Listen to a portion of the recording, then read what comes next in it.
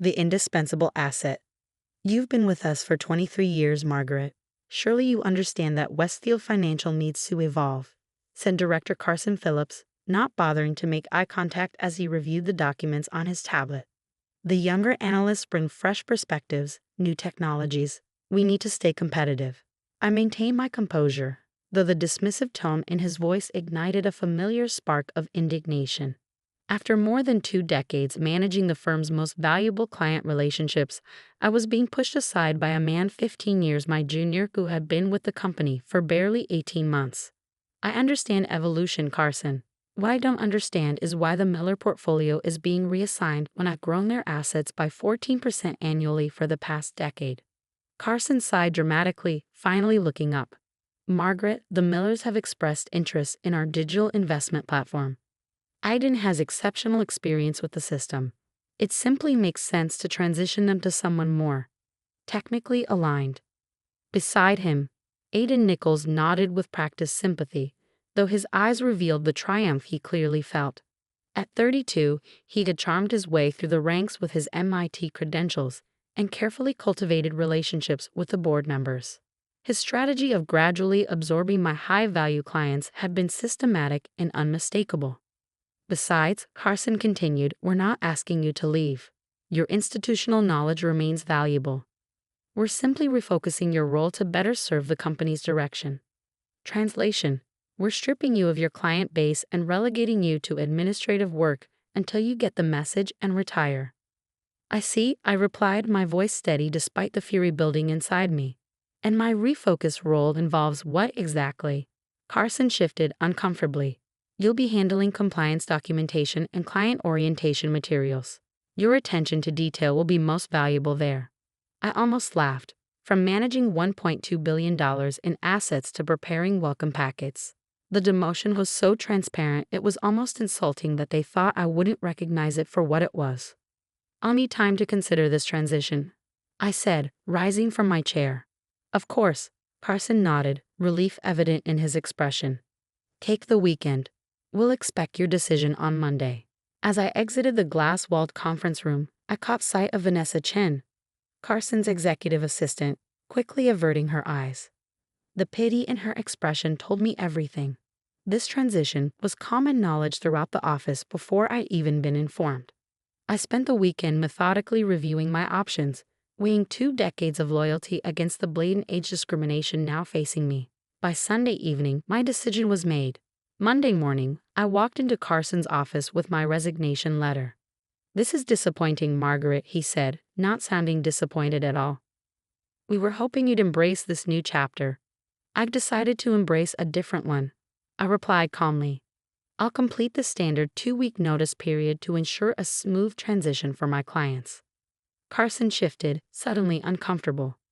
Actually, for senior positions like yours, immediate separation is standard protocol. HR will assist with your exit today. Of course, they weren't even going to allow me to say goodbye to clients I'd worked with for decades, some of whom I'd known through marriages, divorces, children's graduations, and retirement planning. I understand, I said, though I understood far more than Carson realized. Vanessa appeared at the door, clearly assigned to escort me through the humiliating process of clearing out my desk under supervision. To her credit, she looked genuinely distressed by the task. I'll give you some privacy, Carson said, standing to leave his own office rather than witness the uncomfortable scene. Once alone with Vanessa, I smiled reassuringly. It's all right. This isn't your fault. It's not right, she whispered, glancing toward the door. Everyone knows it's not about technology. Aiden's been promising the board he can double the returns on the premium portfolios with his algorithmic trading system. This was new information. Has he demonstrated these returns? Vanessa hesitated. He showed them projections, very impressive ones. But between us, I've seen some of the preliminary results. They don't match his claims. Interesting. Thank you for telling me, Vanessa. As we walked to my office, I noticed Aiden had already moved into the adjacent corner office, formerly occupied by Robert Sullivan before his own mysterious early retirement 3 months ago. Through the glass walls, I could see him on the phone, gesturing enthusiastically as he spoke. Packing 23 years into a single cardboard box proved surprisingly simple. Family photos, a few awards, my favorite fountain pen. The truly valuable things, my knowledge, relationships, and reputation, couldn't be packed away so easily. As I prepared to leave, I opened my desk drawer and removed a small leather notebook. Inside were handwritten notes on every major client I'd managed, their children's names, anniversaries, personal milestones, investment preferences, and risk tolerances. Information too personal for the company's CRM system, but essential for the kind of personalized service that had built my reputation. Vanessa watched as I placed it in my box. "They're supposed to get all client materials," she said quietly. "This is personal," I replied. "Just notes to myself over the years." She nodded, understanding perfectly. At 57, I had not planned to leave the workforce for at least another decade. I had savings, yes, but not enough to maintain my lifestyle indefinitely. More importantly, I wasn't ready to stop working. My mind was sharp, my energy high, and my knowledge of investment strategies more comprehensive than most of the younger analysts who relied heavily on algorithms they didn't fully understand. 3 days after my abrupt departure from Westfield Financial, I received a call from James Miller, my largest former client, whose portfolio alone had generated over $3 million in management fees for the firm annually. "Margaret, what the hell is going on?" "I got a call from some kid named Aiden telling me he's taking over my accounts." "Hello, James." "Yes, Westfield is making some organizational changes. Aiden Nichols is very capable." "Cut the corporate speak, Margaret. We've known each other for 15 years. Did you quit? Were you fired? What happened?" I sighed. Officially, I resigned. Unofficially, I was given the choice between a glorified administrative position or leaving. The silence on the other end spoke volumes.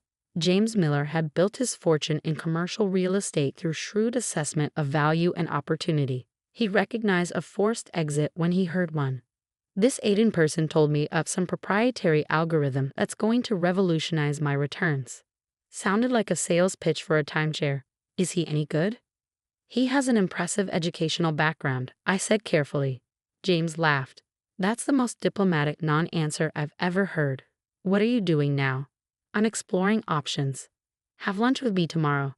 The usual place, 12:30. The following day, over seafood at the Capitol Grill, James listened as I explained the situation at Westfield in more detail. His expression darkened when I mentioned Aiden's promises of doubled returns. "That's not just aggressive, it's irresponsible," he said, setting down his fork. "No legitimate investment strategy can guarantee those kinds of returns without corresponding risk."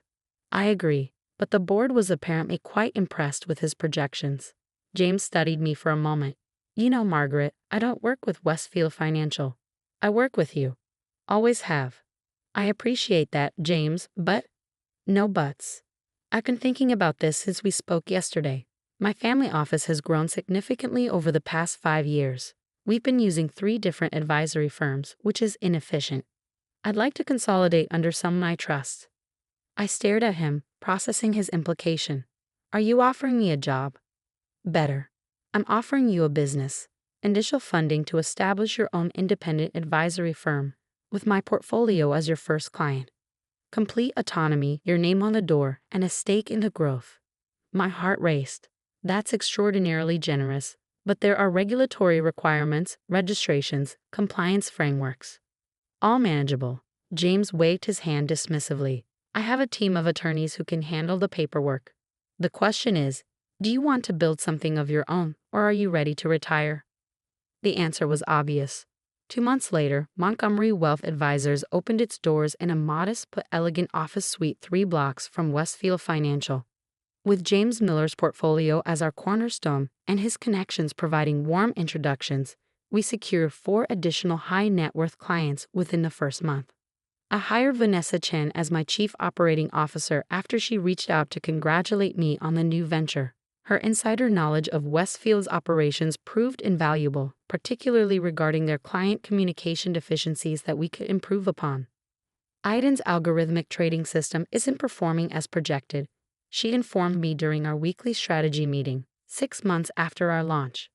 The Miller portfolio would have been down 7% last quarter if James hadn't pulled it before implementation. "How do you know this?" I asked, though I had my suspicions. Vanessa smiled. "I still have friends at Westfield." Carson's new assistant is my roommate's sister. We don't need to focus on Westfield's problems. I reminded her, though I couldn't help feeling a twinge of satisfaction. Our growth strategy stands on its own merits. And grow we did. By our 9-month milestone, Montgomery Wealth Advisors managed over $800 million in assets.